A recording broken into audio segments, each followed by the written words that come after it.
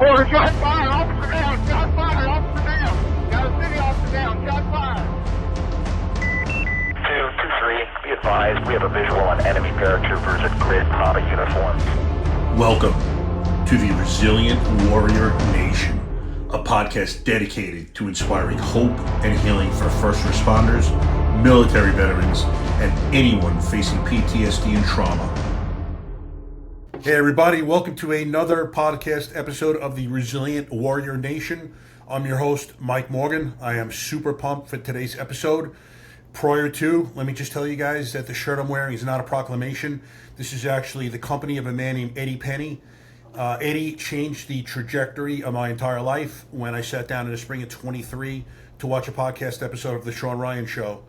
During that show, Eddie was telling Sean about the Extortion 17 incident, in which a Chinook was shot down in Afghanistan, killing all 38 souls aboard. This included 17 SEALs. It was the largest loss of life in their community in one event in history. Eddie was telling the story of losing his best friend, Jason Workman, in the accident, no accident, and then escorting Jason's body back to his hometown. During the course of his story, Eddie was visibly upset, rightly so. I simultaneously began thinking about a call that I had 5 years before and I buried deeply. I'm a 30-year retired police officer. That call involved a 2-year-old girl named Dana Sikorsky, a beautiful girl who was found floating in a pool. It was literally the one call in my 30-year career where I started to cry, but stopped myself because men don't show emotion. I should not have done that because it would have been the most cathartic thing at that time to help me, but I did. So as I'm watching Eddie cry, now I know that subconsciously I was given permission to cry myself, and I started crying like a baby. This is a hardened man who had a 30-year police career. If I was at a scene of a quadruple homicide, you guys would not know it, man. I was the most stoic guy, could compartmentalize everything. You know, I seemed hard as nails, but unfortunately, these things they come up at some point. You're going to reach a saturation point, and with me, it was that day. So when I got these feelings and started crying, I realized that I've been going through some things for the past year and a half. This is post-retirement that I've been watching a podcast. Instantaneously realized it was some sort of PTSD. I was always under the mistaken impression that PTSD was only caused by seeing your brother or sister next to you get killed. Mine was caused by being inside the most devastatingly intimate moments of other people's lives over and over and over and over. And it caught up to me that day. And I realized I needed help. I don't know how I was going to go about it, but I knew that I would not want to be this ornery guy that hated everything and everyone for the rest of my life. Psychedelic therapy was the way I approached it. I didn't think traditional counseling was going to do it for me. I couldn't see myself talking to a man or a woman sitting behind a desk telling them the things I've done, the things I've seen, and they were going to be able to help me in any way, shape, or form. So in March 1st, 2024, my wife and I sat for our first Ayahuasca retreat. And during the course of those 4 hours, my entire life was changed. It's like nothing that I've ever experienced before. Sean and I will speak about it. I know that Sean has journeyed with ayahuasca himself. So in that vein, let me please introduce my next guest. I love this bio, brother. Short but sweet. So today's guest is Sean Whalen, the founder of the global brands Lion Not Sheep clothing line and the founder of the Lion's Den and Lions Not Sheep coaching.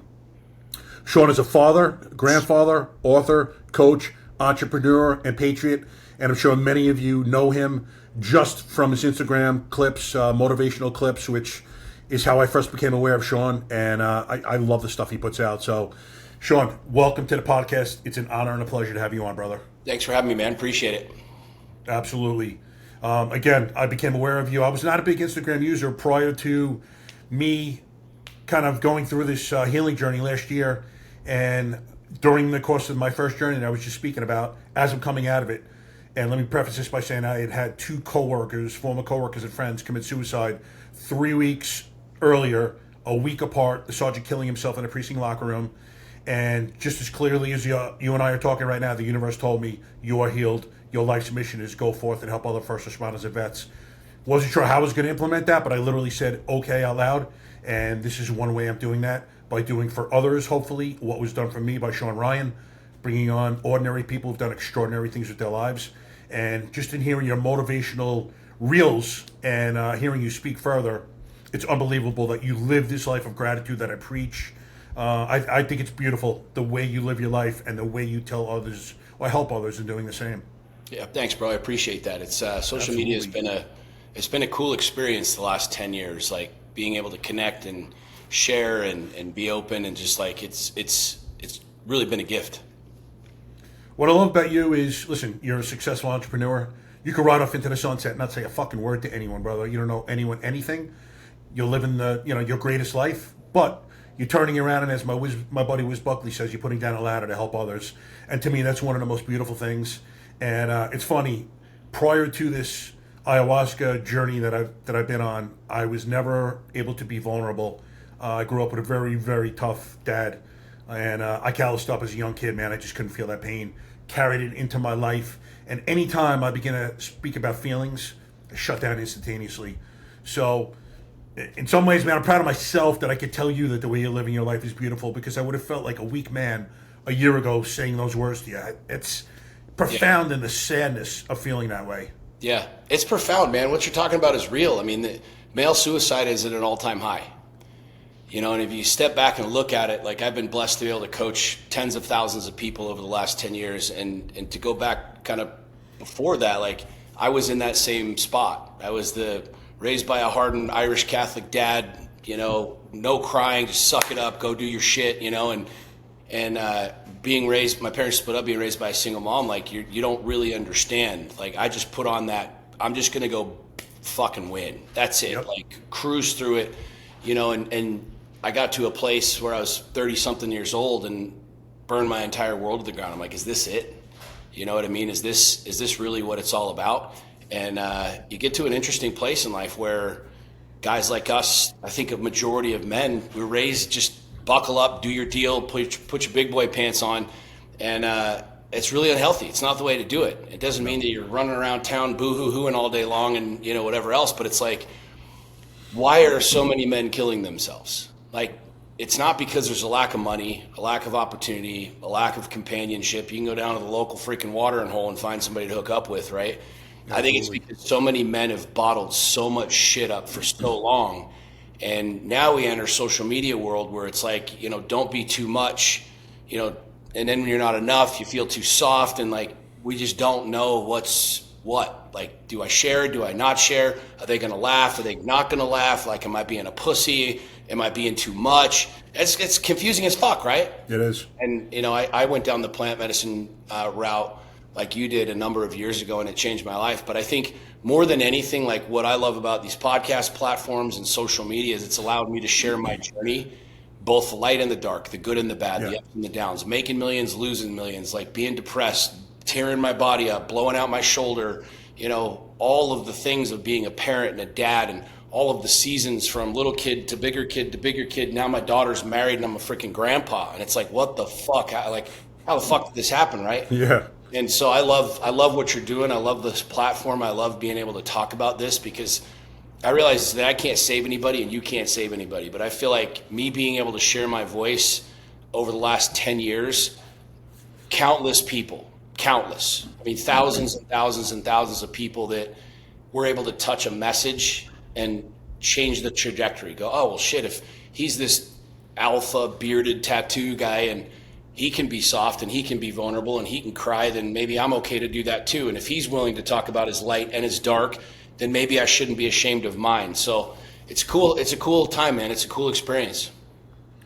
Yeah, I think we're evolving, number one, as a people, and, you know, especially as men. And we're seeing, it's funny you just said that, because I've literally I've counted them, 6 people and counting so far that said, I look at you, bro, and thought you were fine. And I'm like, why? Because I'm physically in decent shape. Yeah. That has got nothing to do with my mental health whatsoever. In fact, I'd gone to training last April up in Pensacola area with GBRS Group, which is DJ Shipley's company. Yeah. And he and I had gotten to a pretty deep discussion. A buddy of mine, Dan, is a former PJ. He found Matt Axelson. He recovered Matt Axelson's body with his partner.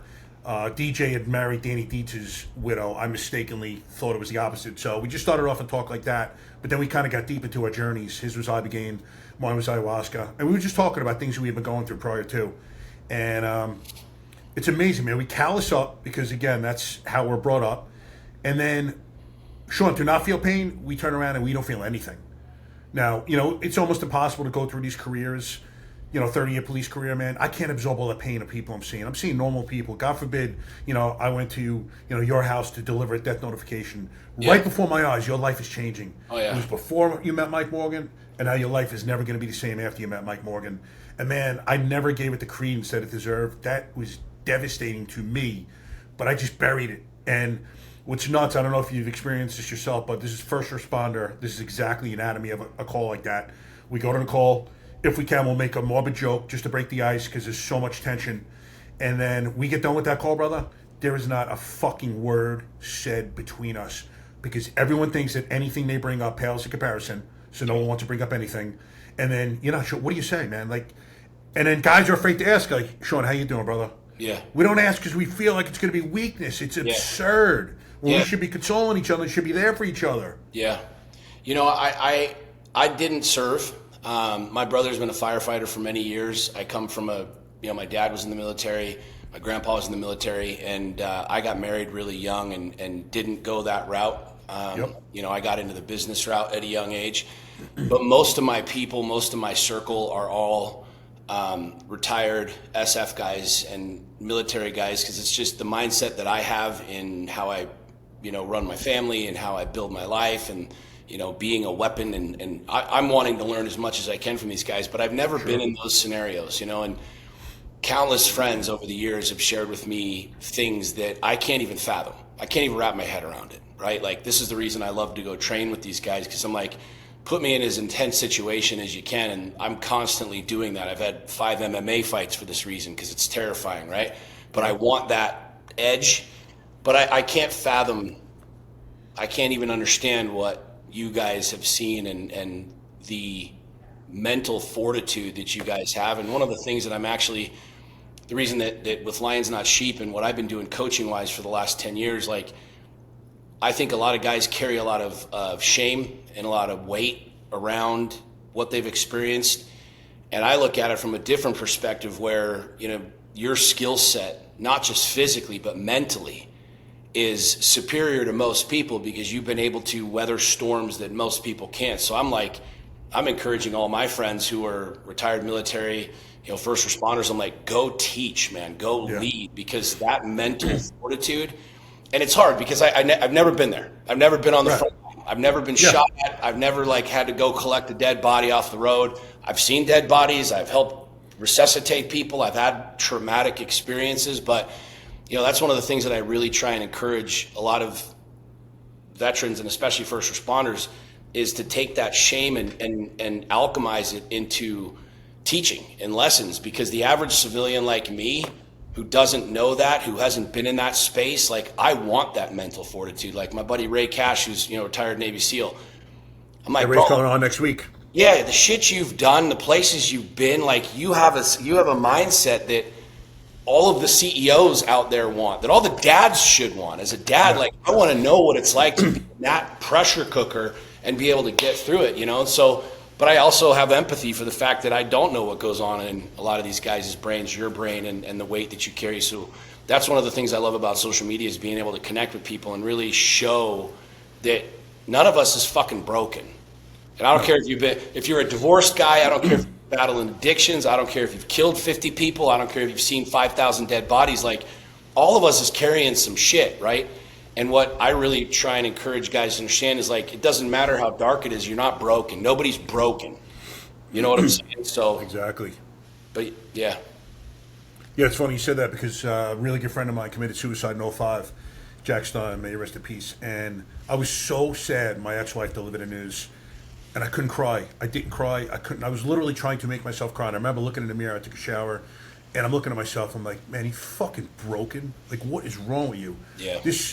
You should be like maybe not a blubbering idiot, but I was shocked at the fact that I was not able to make myself cry. And, you don't even realize, like, the conditioning. It's just incrementally, man, here. It's not this big thing.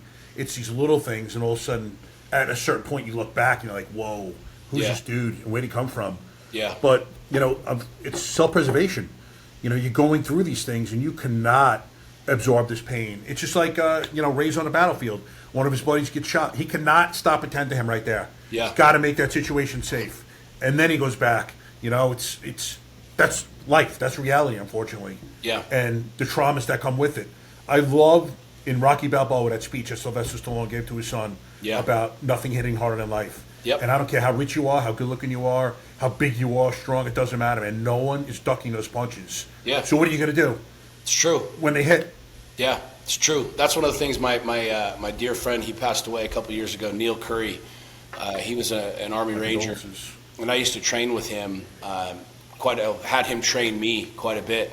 You know, and that was one of the lessons that I'll never forget is he would tell me about these stories when he was overseas. And he's like, we're in these, you know, he was with JSOC and they did a bunch of like high value target, you know, operations and stuff. And he would tell me about these scenarios where he's like, we're in the middle of this like godforsaken town in the middle of the desert. We don't know. We have intel, but we don't really know. And he's like, you go kick in a door and you don't know if there's like 10 kids behind this door or 10 dudes with, you know, AKs. But I remember him telling me about some of these scenarios where like you'd breach these doors and go in and a guy would go down, you know, a team member would go down or something. And he's like, you can't stop. You have to keep going and you have to complete the mission. And that's something that stuck with me for a long time, just as a dad, you know, and as a business owner, that I don't know that a lot of people realize is it's like the punches are coming. It doesn't matter if it's the market. 2 years ago, I blew out my shoulder. I'm in shape. I'm lifting. I'm wrestling with my son. Bam, I blow my bicep tendon out. And I'm like, what the fuck, you know? It doesn't matter what it is. It's coming. So it's like most guys, a lot of guys go into this like, this is the end of it all. Like, I'm just fucked. And they just kind of, then they gain weight. And then they go out of here. And then they turn to substances and addictions. And it's like, I learned that lesson from Neil very well. He's like, you have to keep going. You have to just keep fucking. It doesn't matter how much it hurts. It doesn't matter how crazy the situation is. You have to just keep going till you complete the mission. That's an invaluable lesson that I learned from him. Yeah, it is. And you said that you've experienced loss or failure, if you will, in your business. Yeah. But to me, failure is the best teaching tool sometimes that we can have in life. 100%. What's your thoughts on that? I mean, you've been through it. Show me somebody that's really successful, and I'll show you somebody who's gotten the shit kicked out of them. Yeah. You show me somebody that's really successful, and I'll show you somebody that's got a lot of fucking scars. And I think that's the thing that separates the winners and the losers, to be honest with you. It's like, how many scars are you willing to collect? Like, how far are you willing to go? Because to build something big, it just doesn't happen by accident. So you look at a lot of guys that have success and like, oh, well, he was the right time or the market. Like, luck has the harder you work, the more lucky you get. It's just how it works. Yep. But for me with business, I mean, I've made millions of dollars, lost millions of dollars. I've invested in the wrong things and been over here and the market shifts and this, that, and the other. But like, I just don't quit. I don't ever quit. And I've had my back against the wall so many times in life. And like, that's where it's me versus me. Yeah. But I think that's the thing that's like interesting is I'm 46 years old and our programming is like, well, I should be here and I should have this. You know, and it was funny because I was sitting with Grant Cardone not too long ago, actually like a couple weeks ago, on his yacht, and he's like, "How old are you?" I've known him for years, and we were smoking a cigar and the whole thing. Right. I said, "I'm 46," and he kind of smiled, and he's like, "Bro, you have so much time." Yeah. And in my mind, I'm like, "Fuck, I'm 46. I'm a grandpa now, and I gotta and the things and the cash flow and whatever." And he's like, "I'm 67." He's like, "I'd give anything to go back and be 46." Yeah. And brother, I just turned 57 2 days ago. I'm like, man, I give what I want to give to be 46 again. It helped my mindset so much because I'm so fucking hard on myself. You know what I mean? And I want to just keep going and winning. And every now and again, you kind of get a reality check from somebody further along the path from you. That's like, no, dude, you're doing all right. Like, I feel like at 46, I've lived 100 lifetimes. I've done so much shit in my life that most people will never do. And so when I zoom out and look at it, it's like, no, dude, this is just a season. You know, I'm going through a rough season personally in the personal life. It's like, it's just a season. You've weathered every season so far. Every single season so far has taught you something and you've elevated. Yeah. So it's like that. I think a lot of times we have to just stop, which is not easy for guys like us because it's like, give me the ball. Like, I want the ball. Yeah. At 3 seconds left, give me the ball. Final putt to win the give me the fucking putter. I want it. Like, bottom of the ninth, full count, give me I want to be that guy, right? Yeah. So for me, it's been a fun experience, and a lot of this came from, you know, my journey with plant medicine over the last 6, 7, 8 years. But just being able to like stop and realize, like, no, dude, you're good. Like, just keep fucking going. Just keep moving. Even if today it's just a little teeny step, just take that step, because you know tomorrow, God willing, it shows up. You just keep moving, and you always end up in the place that you want to end up. Yeah, I think it's a very important message. And, you know, it's funny. Why don't we more often stop and think about our accomplishments and give ourselves grace for what we've done? Number one, we've weathered everything that's come our way, because we're sitting here right now. Yeah. Fucking 100% it's come down the pike, man. We've weathered it all because we're sitting our asses in these chairs right now and speaking to each other. Yeah. So we need to give ourselves grace and look at our accomplishments. It's so funny, man, because that voice inside our head that's negative is so loud, man, when the positive one is such a whisper, and it should be the other opposite way around. It's true. You know, we talk to each other more than anyone else is ever going to. Why do we talk to ourselves so negatively when we should be building ourselves up? Because it makes a difference. Yeah. You know, it's funny being 46. I'm a grandpa now. My daughter got married. She had a baby. I think he's 5 months now, 5 months, and it changed the game for me in a lot of ways, man. Because I saw posterity now.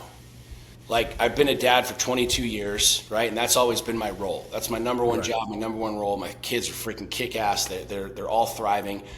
But when I saw little Teddy, his name's Theodore, like, when I looked at him and I was like, holy shit, like, it's almost like becoming a dad all over again. Like, I now get another chance with 22 years experience to now help this little kid. But when you see past it, it's a trip, man. It's an absolute trip. And it helped me put a lot of stuff in perspective. And I feel like a lot of guys have to go through a really intense or cataclysmic experience to get it. Unfortunately, we don't wake up going, all right, God, fuck my whole life up, blow everything up because I need to learn a lesson. That's typically when our dumbasses actually get it, is like when somebody dies or something happens and you're like, fuck, it's the, mortality, understanding it. But since little Teddy got here, I just realized I'm like, the game's different. It's just different, right? Like, and a lot of the things that I've built, I've started to kind of unwind a little bit, because I realized, like, my legacy is not a bunch of shit. My legacy is not a stockpile of this and a stockpile of that. My legacy is empowering my 3 kids to go build and live their dreams. And I'm watching them do that. You know what I'm saying? So for me, it's like, I don't know when my day's coming. You know what I mean? Like, but so long as I have a day, I'm not going to be chasing the shit that I've been chasing. Like, I want to live it with my kids, my grandson, and know that if tomorrow was my day and I'm checked out, that I've empowered them to not need me, not need money, not need anything. Like, they're going out and building and living their own dreams. Yeah, it's a beautiful way to look at it. And, it sounds like you prepared your kids for life. I see parents today coddling their kids and not preparing them for the future. They want to protect them, put bubble wrap around them. You cannot protect people from life, man, and nor should you, because when those failures come, if these kids don't know how to handle it, what are they going to do? The fallback is just to collapse and give up. It's incredible, some of the stories that you hear going on modern day of young teenagers, young 20s, who have no idea how to deal with failure. Like, it's incredible. Deal with anything. Yeah, with people, it's incredible. Change a tire, start a fire. It's fucking crazy. Oh, bro, I would have, I was an FTO before I got out, and I was having these rookies come out, and the lack of social interaction and lack of social skills was mind-boggling to me. I would tell them, like, you are in a profession now that demands that you're going to interact with people. And, for instance, I remember going to a domestic one day, and I said, you get the wife, I'm going to separate the husband. There was no one else with us yet, so I think they were arguing. And I could see across the room, and he's just kind of sitting there with his hands in his pockets, head down. I'm like, yo, man, what are you doing? What's your plan of attack? Did you talk to her, get name, any pedigree information? Did you find out what was going on? No, I didn't really know what to do. Okay, like, number one, these things should kind of be kicking into you. I know you were just in a police academy and you ran through scenarios, but number two, they're not used to talking to people. Like, think about it. You go somewhere, 5 teenagers at a table. Every one of those kids is in their own phone. Yep. No one's conversing with each other. It's amazing. True. Like, I don't understand what's going to happen to these generations, that come after these. I mean, it's incredible. We're doing these kids wrong by the way that we're bringing them up. Yeah, I agree. That's why I'm such an advocate with what I do with Lions Not Sheep in my coaching is, you know, I did a podcast not too long ago and shared this clip on social media. It's like, I'm not trying to change men. I'm not trying to like go out there and change your life and how you are. Like, my sole responsibility is my family, right? And so I look at it from the perspective of if we as men stopped trying to go out and change the world and change all of these things, which we really have no control over, and we change ourselves and our own families. Now imagine if 10 million, 20 million, 50 million men just said, you know what, fuck everybody else. I'm just going to handle me and my family. And now the collective rises. Now the collective changes, right? But there's so much conversation like, well, what do we do about these kids and these kids and all these other kids? I'm like, I don't fucking know about these kids. I don't know. Because I'm raising my 3 kids. Like, my job and my responsibility is to make sure these 3 kids are contributing members to society. They know how to fucking make money. They know how to handle their emotions. They know what to do. And I just am like, kind of going, fellas, like, don't worry about me. Like, I got me. Like, don't worry about my kids. Like, if we can create community and, you know, the tribe and the village, but go handle your own shit. I feel like right now, like, it's a real problem in our country is we're trying to fix the country and fix all of these things, but our own kids are fucking struggling. You know what I'm saying? So it's like, get that home in order, and then you can help change the world, you know? Absolutely.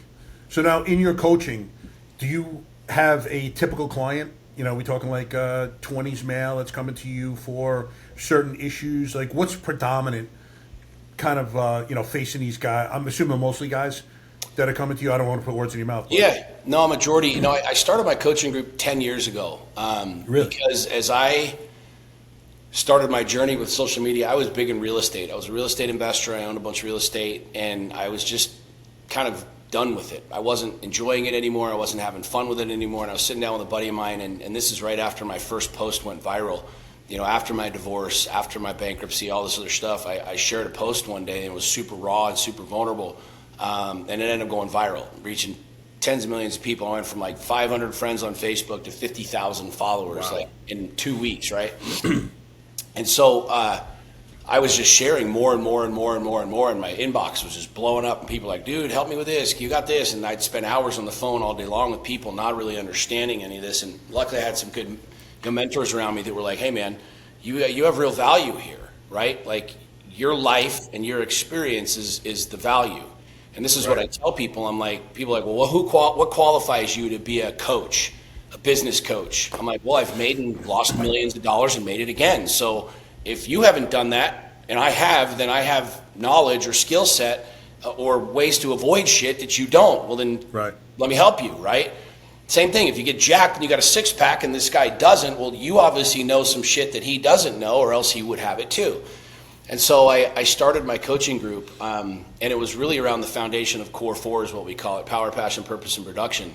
You know, these 4 areas of life that every single thing is happening in. And so it's like, instead of trying to win the lotto every day and hit a home run every day, it's like, I'm just keeping my life simple. I'm focusing on my body. I'm focusing on my relationships. I'm focusing on my mindset and my health, mental health, and I'm focusing on my business. And it's like, when you take... I talk about in my book how you eat the elephant, right? If you're trying to fit the whole elephant in your mouth, you're never going to eat it. But if you just take a little bite every single day, then you eat that, you know, the whole elephant.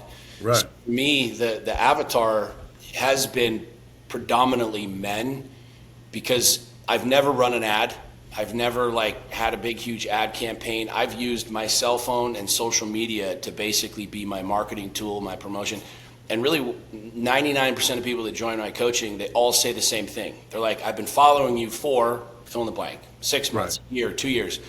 And something in my life will click, or the universe kind of goes, they're at a point where they're like, fuck, man, how is he doing all this? Like, all right, I'm in. Or well, how does he get these results? Or how does he bounce back? Or any of this other stuff, right? So for me, it's been cool because there's a lot of stuff that I don't know. And I don't try and pretend that I do. So it's like, here's my life, here's my experience, here's where I've been, here's what I've done, here's what I've fucked up, here's what I've done well.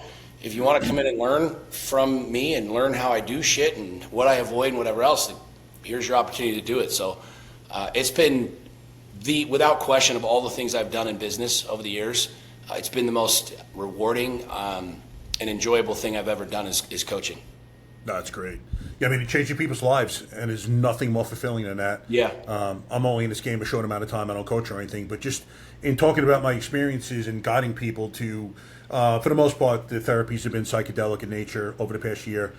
Changing someone's life, getting a phone call of, "Hey, brother, my life is changed forever. I woke up happy for the first time in years." Like, yeah, you couldn't put a price tag on that. It just makes everything worthwhile. And I tell my wife every time that happens, like, I'm supposed to be here. I don't know why. Universe and I have had conversations. Like, I put you through everything I put you through because I want you sitting in that chair. Because when you walk in that room, you have credibility with these men. Because, the guys we deal with can smell bullshit a mile away. And if you're not genuine or authentic, man, they know. And they're out. They're not going to pay attention to that. And, the guys that you're attracting are that. They're alpha males. And, iron sharpens iron. They see you. And to me, that's the best advertisement in the world is you advertising yourself and then wanting to come aboard your train. Yeah, for sure. That's powerful, hardcore stuff to me. Yeah, it's real too. I think that's 100%. People are starving for truth. Like, there's so much bullshit and so much fluff and puff and all this other stuff out there. It's like people want truth. Like, what really fucking works? Like, what do you really do? How do you really do it? You know what I mean? I think that's the thing that I know that a majority of people appreciate about what I do and how I do it. It's like, you might not like me. You might think I'm an asshole. You might think that I talk too much or I'm kind of whatever. But at the end of the day, like, the results are the results. So it's kind of like, how do you get these results? How do you, 46 years old with a busted up body, get shredded? Like, how do you build an apparel line from zero to almost $30 million in sales in 3 years? You know what I'm saying? Like, let's talk about it. You know what I mean? Yeah, it's incredible. So in that vein, kind of take us back to, because my show, what I want to do is give hope and inspire those who are going through it.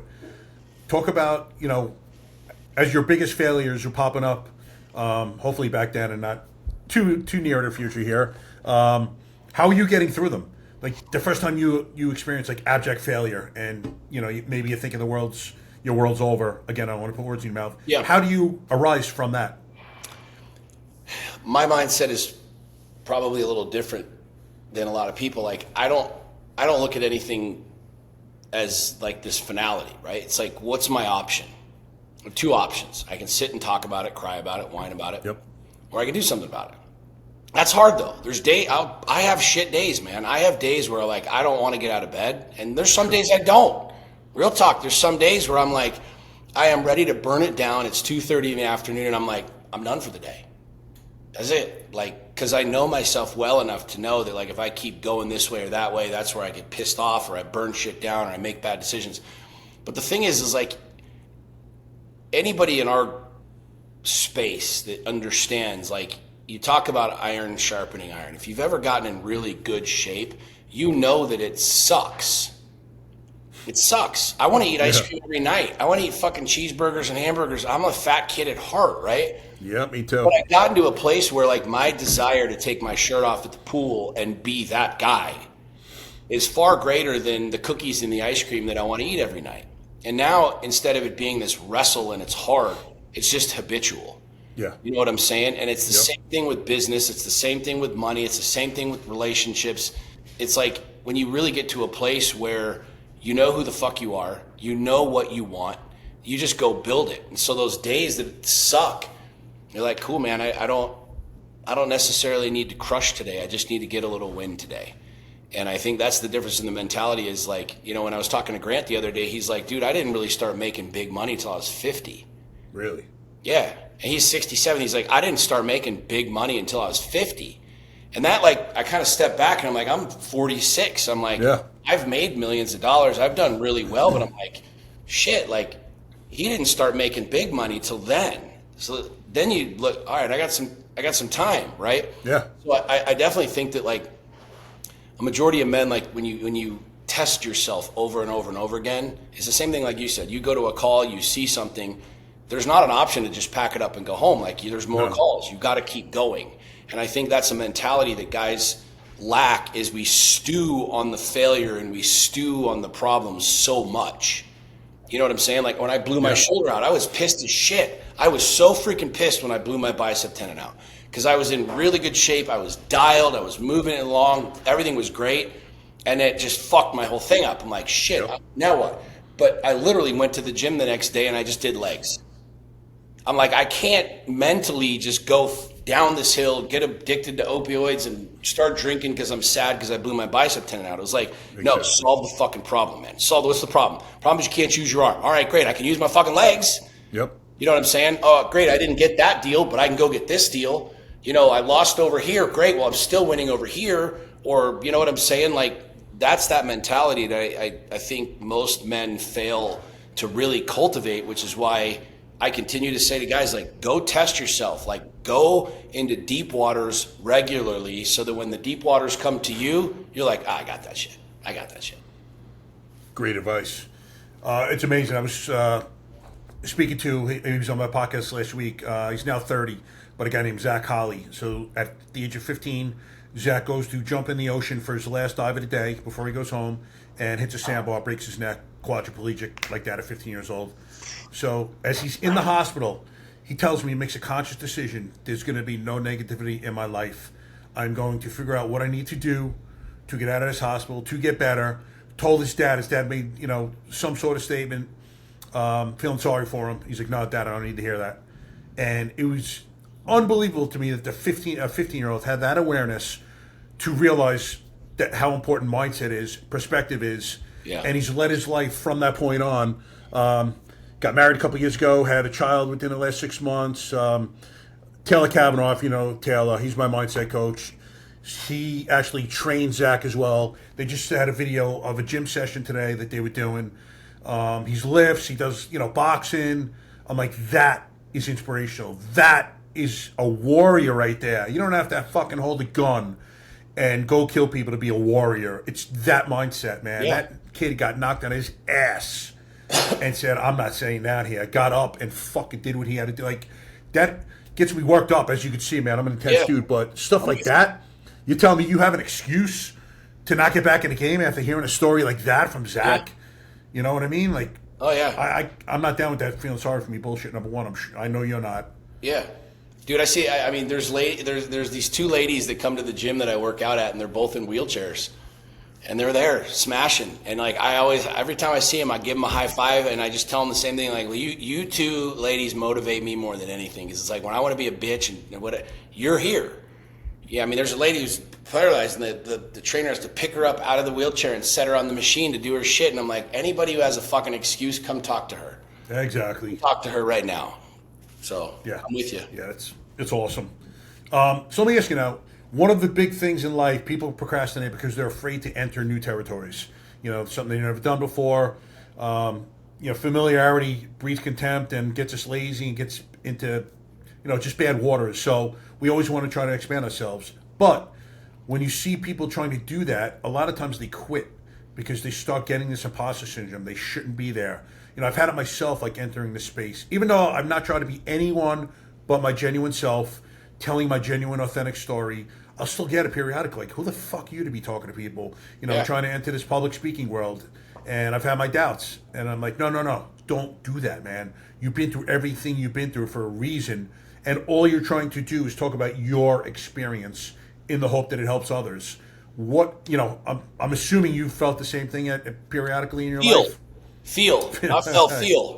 That's real, bro. Like, everybody, like, who I say this to myself all the time, like, who the fuck am I to do this?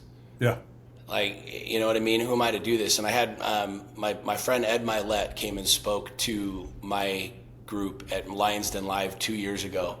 And he's worth hundreds of millions of dollars, flew in on his $75 million private jet to come speak at my event. And we're sitting there on stage and we're doing a Q&A, and somebody asked this question, like, how do you deal, do you deal with imposter syndrome, and how do you deal with it? And I'm like, yeah, I deal with it all the time, because you get the blowback and people and shit talkers and the trolls and start questioning, fuck, am I really worthy to do this? Should I do this? Am I a piece of shit? Like, whatever. And I answered the question, then I turned to Ed and I was like, Ed, what's your answer? He's like, I deal with it every day. And I'm like, word? I'm like, you got fucking boatloads of cash and the whole thing? And he's like, yeah, I deal with it all the time. I think it's normal. I think it's absolutely normal. That's the thing about leadership, man. Like, there's courses and there's things and there's certificates, and then there's leaders. Yeah. You don't ask to be a leader. Nobody raises their hand and go, hey, can I lead now? You either step the fuck into the front of the class and say, I got this shit. And you go or you don't. That's it. Yeah. And so I think the world is filled with a lot of men who are just timid and waiting for somebody to give them permission to go, okay, go be a big boy now. Go out and lead, and it's going to be simple, and there's not going to be anybody that hates you. I mean, dude, there's so many fucking people that hate me online that talk shit about me all day long. Bro, it's amazing, man. Mother Teresa would get fucking hate mail these days. Most of you motherfuckers don't even know me. It's like, what are you really mad at? You're mad at that I just keep going because you praying for my downfall doesn't make you religious. You understand what I'm saying? And that's, I think, the thing with this imposter syndrome and everything else is I had to wake up one day and say, I have a message to share and I'm going to fucking share it. And there's going to be a lot of people that don't like it, and that's totally fine. There's going to be people that want to shit all over you. That's totally fine. But the tens of thousands of people that I've been able to help, those are the receipts. You know, the good book says, by their fruits you shall know them. And so for every day that I show up and the trolls online are going nuclear over this post or that post, or his wife said this and Sean said that, and did you hear this? Like all those days that I'm like, oh dude, fuck. I just keep coming back to the same reality where I'm like, no dude, like that's the reason they're talking about you. Yeah. Because you have something to share. You have a message. You have a mission. And I think that, you go back biblical times, you go back to the Greeks, the Romans, anybody, the Vikings. If you were King Dingaling and you were the king, like a lot of people wanted to kill you. Some of your own people wanted to kill you. A lot of people wanted that crown. All the other villagers and guys and whatever, they all wanted your fucking land. And I think that dudes need to step out of this thing where it's like, yeah, everybody's going to like me. Everybody's going to love me. No, they're not. They're not. And at the end of the day, like you got to pick up your fucking sword and go. Yeah. I think that's the difference between the men that are really building big movements and big shit like I am with Lions Not Sheep and guys who are really timid to do it is nobody gave me this. Like I started this from nothing. Yep. You know what I'm saying? And to me, at the end of the day, like you're either going to be a leader or you're going to be a follower. Yeah, exactly. What it goes down to. And hearing your story, I don't know how anyone can not be impressed with a self-made man. You know, wasn't given anything, did this all on his own. And, you know, people are going to punch no matter what. But I heard something a while ago, and it's that unhealed people do not punch down.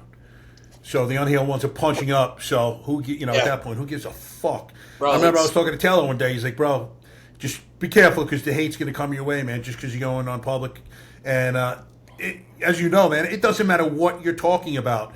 Yeah. All of a sudden you get a comment like, what the fuck? Like, I'm talking about just maybe saving someone's life, you know, and it's like, this steroid motherfucker. Like, oh, yeah. What? That's the message you're getting out of this? It'll come.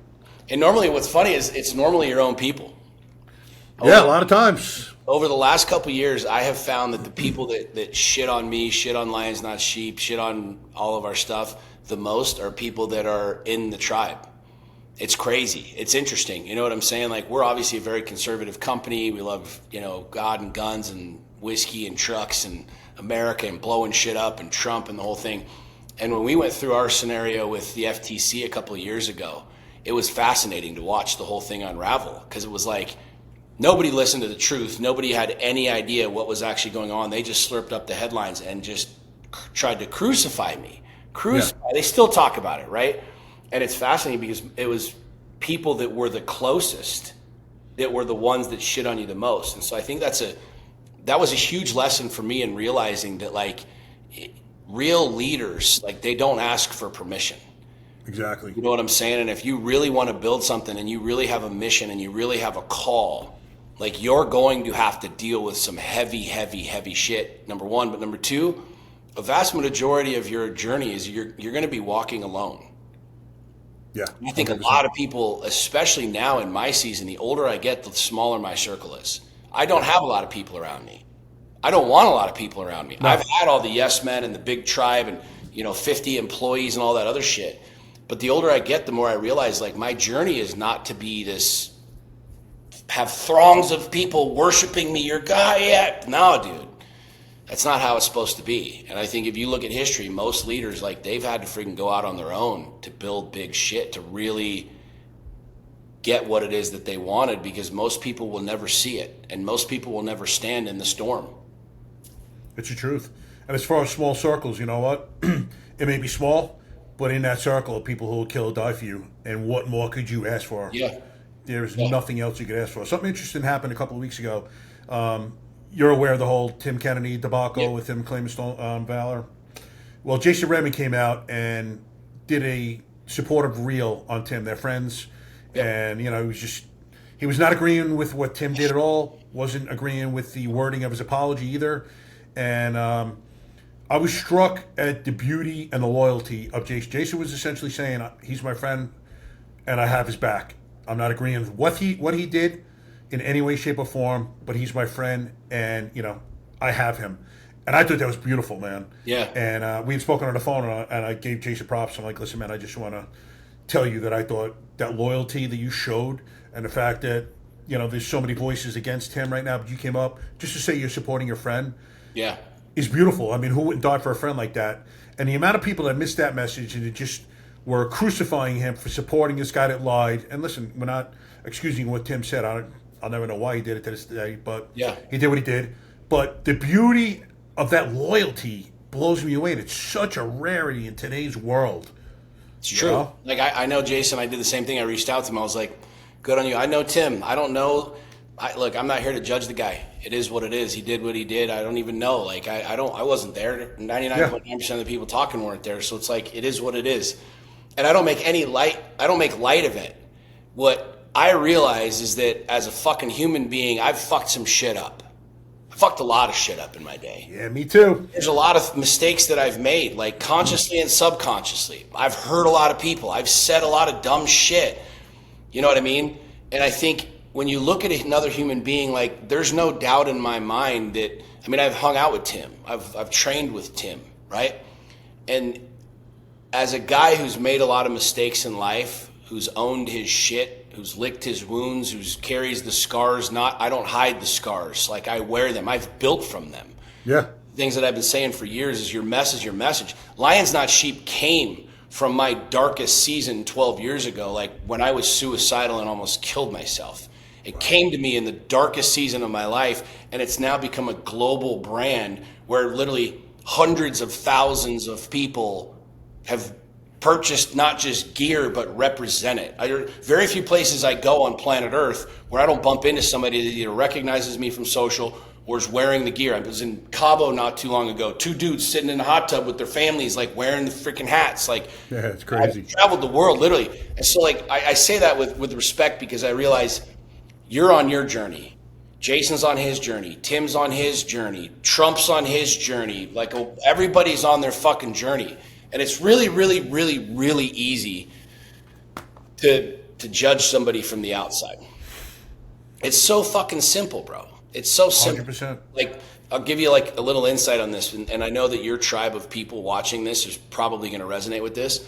Going back to our whole FTC thing, most people have no clue what actually went down. And I don't even know if you know the story, but long story short, we started making our shirts, blah, blah, blah, made in America tags, the whole process and the whole system of how you do it. We were completely compliant, totally going by the rules.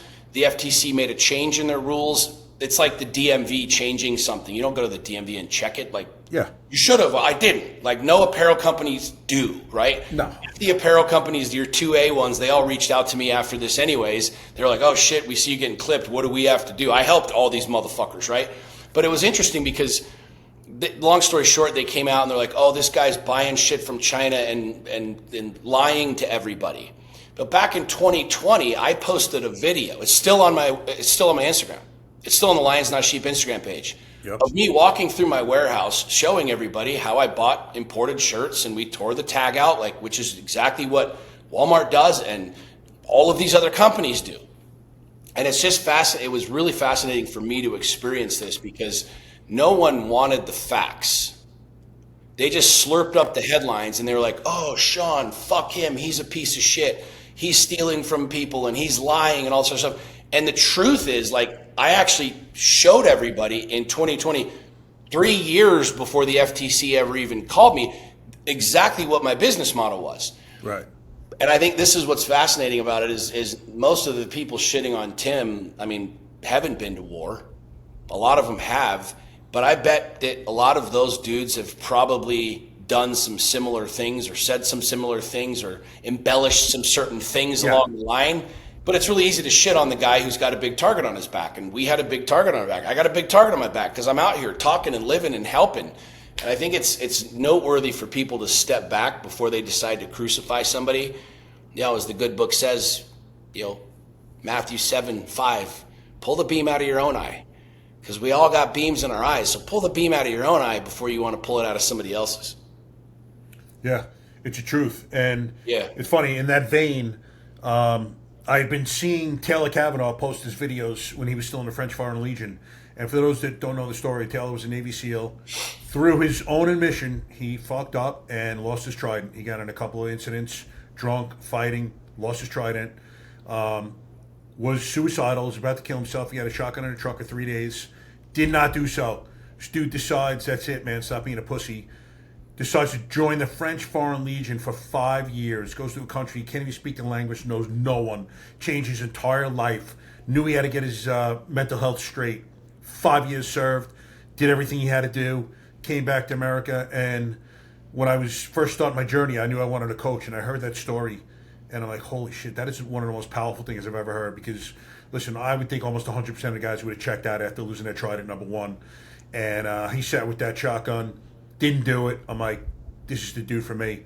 But periodically, I'll still see to this day posts that he makes, and people will get on that train of, yeah, this piece of shit, lost it, da-da-da-da. Yeah. And I'm like, you guys are missing the beautiful part of the story. Yeah, he fucked up. He readily admits it, man. He's not trying to hide anything from anyone. Yeah. But listen, I've been in rehab. I got addicted to opioids in 2012, man. I never did another drug in my life but smoked weed in high school. But yet I found myself crying that night, the first night, wondering how the fuck did I end up here. Yeah. Shit happens. You know, we make mistakes. The question is, what do you do after you make them? And yeah, I love reading these comments people make. Like all these guys go through life mistake-free. It's like the Messiah, you know, walking on water. I laugh at it now, man. Yeah, you have to. And now, you know, there's nothing else you could do. Yeah, you're spending your time talking about me, bro. Like, I went to bed last night not knowing who you are. I woke up not knowing who you are. So go ahead and keep talking, you know? Exactly. So let me ask you, we both gone through ayahuasca journeys. Can you talk about what spurred you? Because I have men and women now that are possibly thinking about it like I was. Can you tell me what spurred you into, going that route and how your journey was? Oh, boy. I read a book called Stealing Fire years ago, and it talked about, it's a great book. If you guys haven't read it, go read it. It talks about the plant medicine and the microdosing and the military and Google and, you know, a lot of these high-level organizations that have been playing with neurotropics and brains and functionality and stuff. And I'd always heard about it. You know, I follow like Joe Rogan and Aubrey Marcus, and these guys are always talking about it, right? And it was always there. And I'd never gone down the path, right? And I was at a stage in life where I had just gone through a divorce and my breakup and the whole thing. And I knew that I wanted to, but it just, as you know, it's got to call you. It calls you. Like, it's not something where you're like, okay, let me go down to my doctor and whatever. Like, you have to be in a state where, Mother Ayahuasca comes to you and is like, it's time. And you just know it. And it's terrifying and it's nerve-wracking because you don't know. You've heard every fucking story. Like, you're going to lose your mind and blah, oh, fuck, you're going to puke. You're going to shit yourself. Everybody's heard all the stories. And I remember it was time. And I aligned with this shaman, and I went and I had my first experience. And were you in the U.S. or? Yeah, it was U.S. Okay. And I mean, I'm a big advocate of everything. Like I don't look at any of these things in a recreational standpoint. Yeah, me either. I don't even call it sacred medicine anymore because it's not medicine to me. It's actually sacrament. I don't mean disrespect to anybody's religious, but when you think about the sacrament, you're taking on the body and the blood of Christ. And to me, and you probably know this, ayahuasca and plant medicine and all of these other things are divine, in my opinion. Like, they open your soul up to a reality that we can't get to through our ego.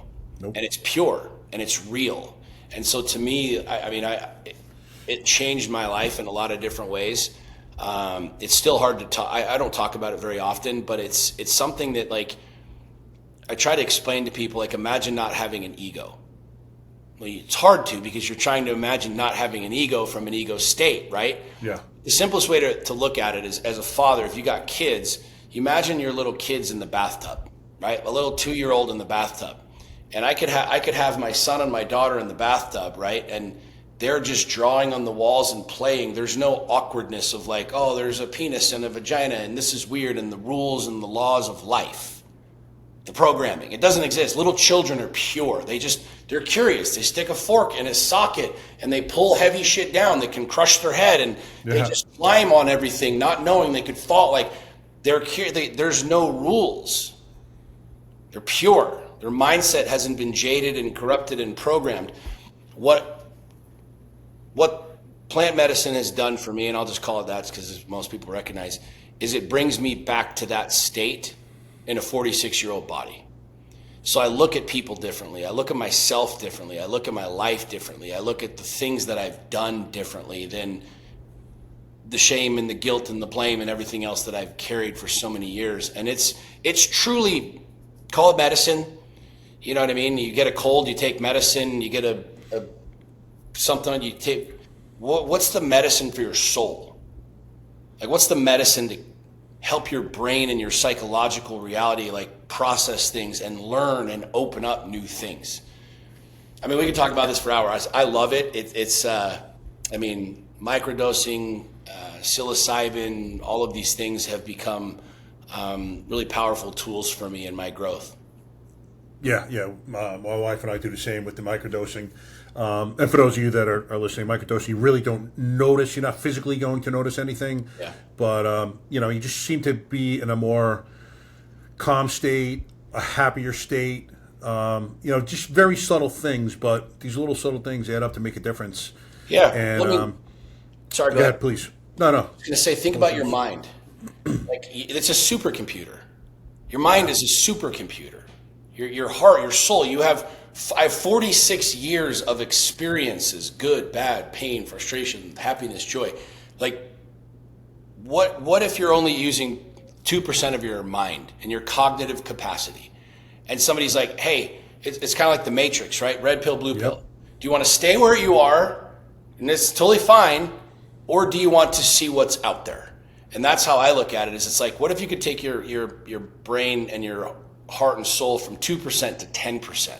Yeah. Well, that's fucking life changing. Well, if you could take it to 20%, like, that's what it is. It's not it's going to solve all my problems. It's not going to tell me what job to go get. It's such a fucking beautiful and powerful tool. And I've seen, like, you and I are big dudes, whatever. I mean, it brings you to your knees. Oh, yeah. Like, you go into these journeys and Mother Ayahuasca, and God's like, oh, word, you think you're tough? Like, bing, I'm going to just drop you I'm going to rip your soul out of you and show you shit. And it's like, you come out and you're like, oh, that was fucking Yeah, I mean, I've been to vets and first responders only ceremonies, man, and I've heard screaming, crying. I mean, number one, you don't know what these guys are going through. And I'll tell you the one thing I didn't realize, this is sad but true, man, I didn't realize the amount of men that have suffered sexual abuse in their lifetime. Yeah. I actually had one guy, Pasquale Cementelli, he's a former NYPD officer on my podcast. Brother, the amount of stories of men who open up after that, because one thing it does, it allows you to become vulnerable, and at least to me and most guys that I've spoken to, and you can talk about your life in a way you never could before. So they'll open up and they'll talk about what brought them there and what they've been through in their lives. And man, it is heartbreaking to hear, it could happen, thank God it didn't happen to me, because when I was that young, helpless kid, it could have happened to me. But it's also liberating, though, too. Yeah. It's liberating, because now, I mean, you've carried it for however long. I was blessed to kind of sponsor an experience with a bunch of veterans, and it was fascinating. The night before, we were sitting around, with our workers and medicine people and the whole thing, and it was like, these were all very high-level military guys. And it was like, just stoic. These are like the baddest motherfuckers, right? Here, yep, whatever.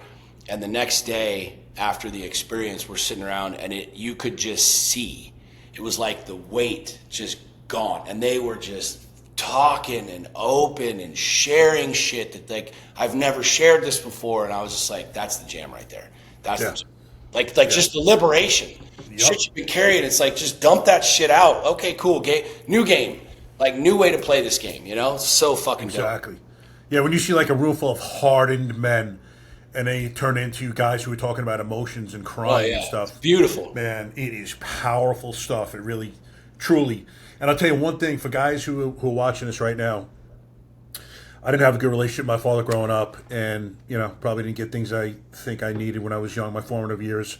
So I've always kind of held that pain.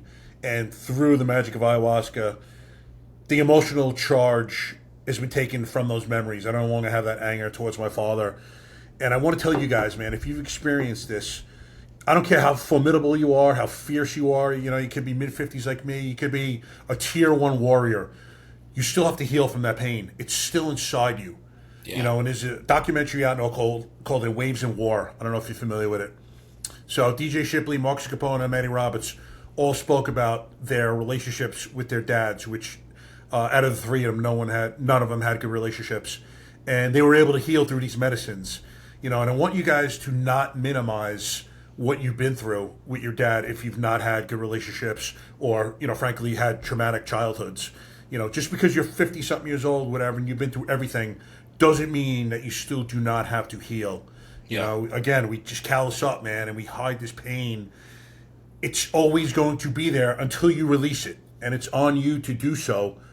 But, you know, I promise you, just talking about it will alleviate most of the time. Yeah. There's a good book. Everybody should read this book, because there's two angles that I look at with the whole plant medicine thing. It's like we talk about healing and opening and trauma and all this other stuff, but there's also this invitation for more.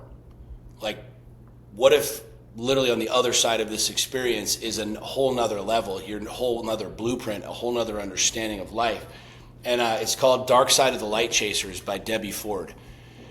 And it's fascinating because one of the ways that I explain plant medicine to people is it's like when we're these little kids, right? We're curious, we stick our forks in the sockets, we don't know anything about rules and whatever.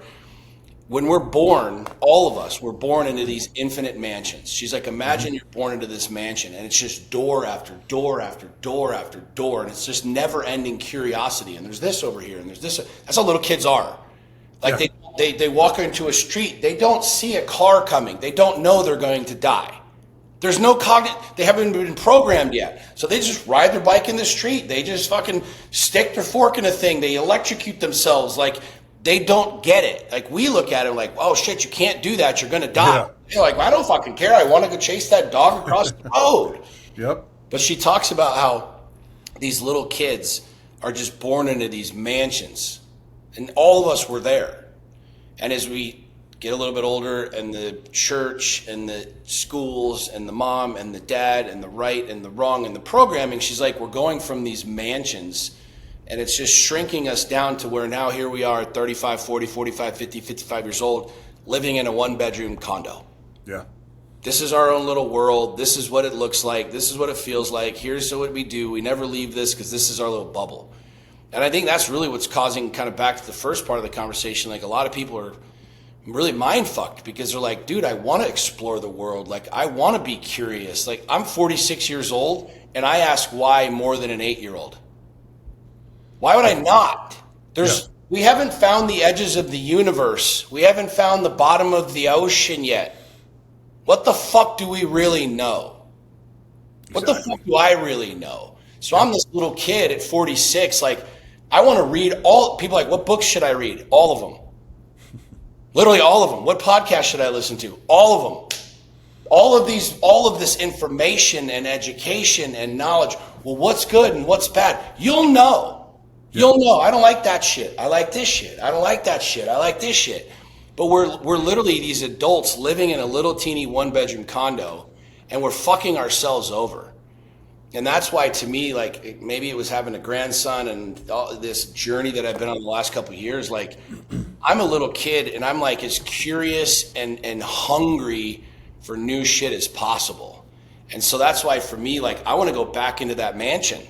I want to go back and be a curious little kid and be opening up doors and going here and going there. This helps, the ibogaine, this, mushrooms, ketamine, DMT, MDMA, ayahuasca, like, oh, there's another door and there's another level. Like, let me open all this shit up because I don't want to fucking die in this little teeny box. Yeah. And I think that's a real invitation for guys, even if you feel like you have a ton of shame and a ton of things and I need to heal all this shit. Cool, maybe you do, maybe you don't.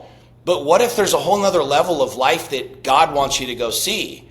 Cool, we'll go talk to Mother Ayahuasca. Go out in the middle of the desert and eat some mushrooms and talk to fucking God. And this isn't some hippy dippy shit. Bad motherfuckers are doing this. Yeah. And it's not just healing, it's opening. Like, I know it sounds really cheesy and cliche to some dudes because we all got trauma. We've all got bullshit, right? But what if you just took all your bullshit to the side for a second and everybody was just curious? Mm-hmm. Like, what if you were just like, yo, okay, if you believe in God, maybe you do, maybe you don't. Is there more? Yeah. Is it possible that we're living in these one little bedroom condos and God's like, yo, dude, like, cause I've had some journeys, one of my most profound journeys that I had. And I'll share this with you. Like, I was in the space, I was deep in the medicine, and I noticed something about myself. I was always connecting to the current moment. And you know this, as you go and some journeys are really deep and you go and you see, and what is it like, Sean? Like, I've seen the aliens and the things and the grids and the patterns, and I've seen shit, like, whatever. But I remember, like, I was always doing this with my hands and, like, making sure that I was still grounded, right? It was my ego. It's like I didn't want to go too far. What if I lose my mind? And this is the game that we're all playing here. What if I start the business and it doesn't work? Well, what if I ask her to marry me and she ends up being a bitch? And what about this? And what about, and it's this war that we have. And I'll never forget, as long as I live, I had this vision, and it was like, I could hear this voice. It was like, dude, I want to show you some things. Mm-hmm. Like, let go. Let go. You're so fucking wrapped in the control. And I would literally do this. My shaman was like, you would do this with your hands. And I would touch my hands because that was my way of staying in control and staying grounded. And it was like God going, bro, what the fuck are you doing, man? I want to show you some dope shit. But so long as you think you're in control and staying here and trying to stay here, good luck, bro. And it was profound for me. This was 5 years ago. First journey. 6 years ago. No, okay. This was my first journey. This was the moment. Oh, this particular one. Okay. This was the one that really changed the game for me. And I'll never forget it, man. And I think this is where, kind of bringing this conversation full circle from the beginning, is men, we got to be in control. We got to know. We just beat our chest and there's a part of us where, like, we're these little boys where we just want to go fucking play, man. Yeah. Let's go get dirty in the mud. Like, everybody's going to judge you. Fuck everybody, man. Exactly. Go be a little kid and color outside of the lines for a second. We've been living rules and laws for so fucking long. Go be a little kid. Go figure some shit out. You think you're this tough motherfucker? Go sit with some hippies that are, like, playing tambourines and rubbing shit together. Like, go sit with those motherfuckers and learn from them. Yep. You know what I'm saying? And to me, that was a journey that changed the game when I realized, like, I really don't know anything. I think I know certain things, and I've had great experiences, and sure, I can tell you how to scale and how to do this and how to make a shirt or how to build a six-pack or whatever else, but, like, what do I really fucking know? And that's the game that I'm playing, is it's like I want to become more, I mean, even it says it in the good book, become as a little child. Like, I want to be a 46-year-old, 6-year-old, like, okay, God, what are we going to do today?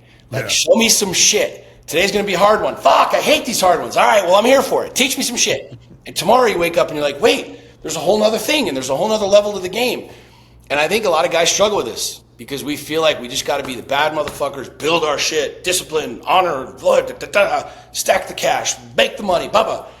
And I think that's a really fucking interesting way that we've been programmed. And the older I get, the more I realize, like, that might not be actually what we're here for.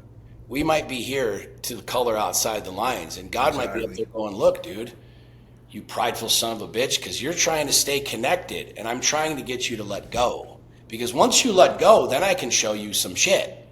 And ever since then, it's just been a really cool experience for me with life, because I just want to know everything, man. Like I'm 46 years old, as curious as I've ever been. That's awesome. But also as happy as I've ever been. I'm more content. I love myself more than I've ever loved myself, and that ain't cheesy. No. I didn't love myself for a long time. I lived with a ton of shame, a ton of blame. I overcompensated through success and business, and that's how I found my value. And look, Sean's a badass. Yeah, cool. Rah, rah, rah. That's what filled me, because I didn't know who the fuck I was. Yep. Like, I'd never established my own love. I didn't know how to love me. I just kept plowing through shit. And dude, I can tell you right now, like, I can sit out in the middle of the fucking desert and be just as happy as I am on stage with 10,000 people or playing with my grandson. And it's kind of a first time for me to be in a place where I'm like, nah, dude, like, you're good. You're good. Yeah. That's beautiful, bro. I mean, I remember my first journey, man. I had my arms wide open and I was crying, and I'm like, I need help. I'm like, please help me get rid of this anger and this rage. And then simultaneously, I'm watching the workers, the volunteers, and they're just holding space. And I'm like, I want to be like them. I'm like, look at the love and grace and empathy they have in their hearts. I want more love. Fun, I get like emotional talking about them. And, you know, it was granted. And I was lucky enough, I can't believe it to this day, that from my first journey on, man, I gave up control. I was like, whatever's going to happen, it's going to happen, man. Yep. Fuck it. I threw caution to the wind. And when we first got there on that Friday afternoon, you know, it was like definite hippie vibe. You know, a few people that were kind of sport that hippie look, and I'm like, what the fuck am I doing? These are my people. And brother, by Sunday, I'm like, yo, these are my fucking people. Oh, yeah. I'm like, you know, Yeah.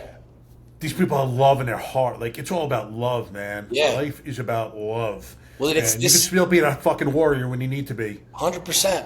Now, imagine, and this sounds really odd but just bear with me for a second. Imagine me and you. I mean, we're of the same kind of generation, right? Our parents threw us in the fucking bathtub, hosed us off, go get your shit together, right? Hell yeah. Like, imagine now, like, if we went back and we were 2 years old, like, there would be no you and me and your shit and my shit and whatever. We'd be like these two curious little fucking creatures exploring the world together. There wouldn't be a bad or a right or a wrong. But now here we are, and I'm judging you and you're judging me. I'm not saying that we are, but like, Yeah. human beings are. Yeah, life corrupts. Yep.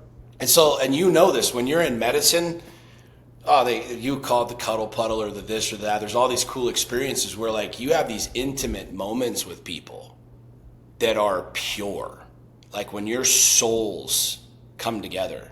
I could tell you so many times where you're sitting with your boy and you're just holding, like, grown ass men, just energetically.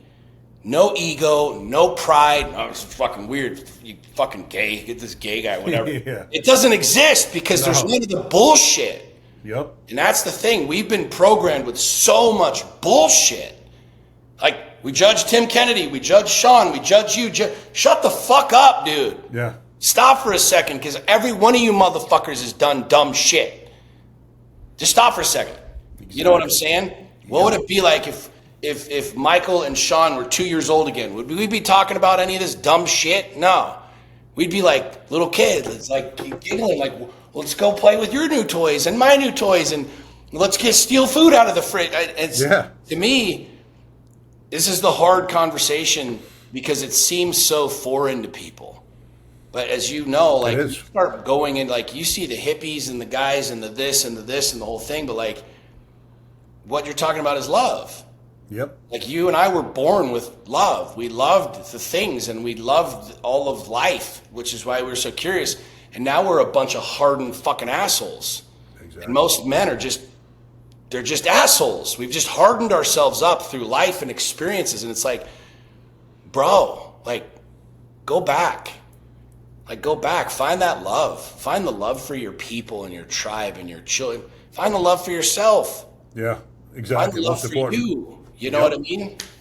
Yeah, I mean, guys will periodically, I'll be talking about it, and guys who are not into it or haven't experienced it, they'll joke around and, you know, be facetious about it. And I'm like, man, I wish I could just grab your hand, bro, and bring you there, because I fucking promise you, your life would change, and all you do is thank me for the rest of your life for showing you that there's so much more. That one thing you realize, there's so much more out there that we have no idea about. Yeah. No idea. I keep joking around. I'm like, all right, look, here's the deal.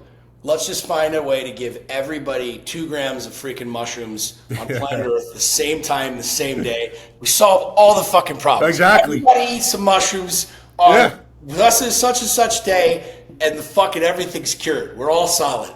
Putin and Zelensky be chilling, man. They wouldn't be fucking fighting anymore. That'd be so Holy fucking shit.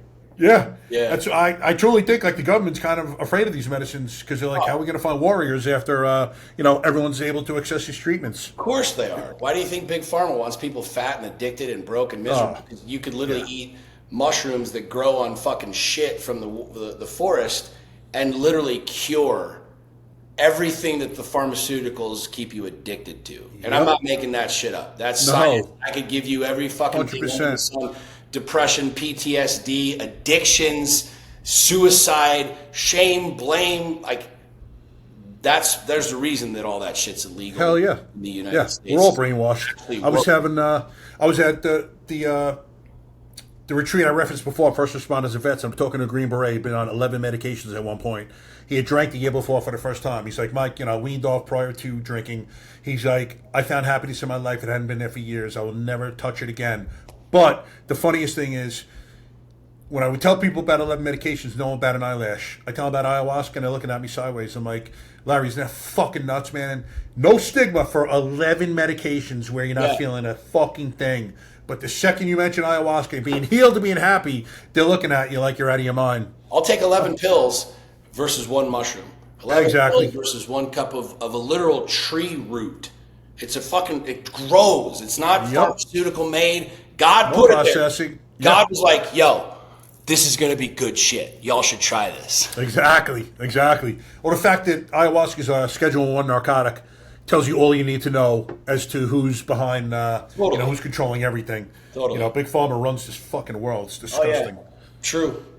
But it is what it is. I'll get off my soapbox. But, brother, it's been fantastic speaking to you. Is there anything you'd like to talk about? I think we touched on a bunch of subjects. Everybody go out there, freaking make your life the best life possible. Tell the truth. Build your people. Build your tribe. Like, don't be afraid to freaking ask questions. Like, life's so short, man. I mean, it's so damn short, and there's so many people living miserable lives because they're so damn scared. Don't be, man. There's guys like us out here who are, living life and trying to figure it all out. And join us in this journey of opening up and discovering and uncovering, because it's way better than just living in your little freaking studio. Don't just exist. Live. That's what it's meant to be, man. Life's fucking beautiful. Amen. So, it was unbelievable speaking to you, brother. I thank you again. I had a great time. Thank you.